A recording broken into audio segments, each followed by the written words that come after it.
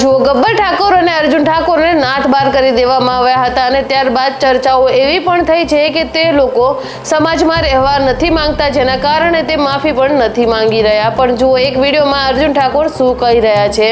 કે આ બધો વ્યવહાર અમારી સાથે જ કેમ કે આજે ઘણા ખરા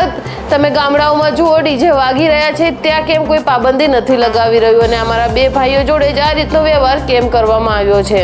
કેમ કે જ્યાં અમે ગાવા ગયા હતા તે ઘરધણીને તો કોઈ દંડ નથી આપવામાં આવ્યો કે પછી નથી તેમને નાથ બાર કરવામાં આવ્યા, તો અમને બે ભાઈઓને જ આવું કેમ કે આજે તમે જોતા હશો કે ચંડીસર લઈ લો,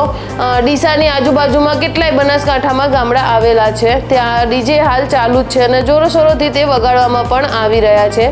જેમાં અર્જુન ઠાકોરનું કહેવું છે કે અમને બે ભાઈઓને જ કેમ ટાર્ગેટ કર્યા અને જો કાલ ઉઠી અમને અમારા સમાજની માફી માંગવી પડશે, અમે કાંઈ નથી કર્યું તે છતાંય માફી માંગવી પડશે તો અમે માફી માંગવા પણ રેડી છીએ. અને એમનું કહેવું એ પણ છે કે માફી માંગવાથી અમે નાના નહીં થઈ જઈએ, કેમ કે અમારે સમાજ વચ્ચે રહેવું છે ને એટલું જ નહીં, તેમને એ પણ કહી દીધું કે સમાજ અમારો મા અને બાપ છે. તો સમાજને જેટલું આ માની રહ્યા છે તો પછી તે સમાજના લોકો તેમની સાથે કેમ આવું કરી રહ્યા છે?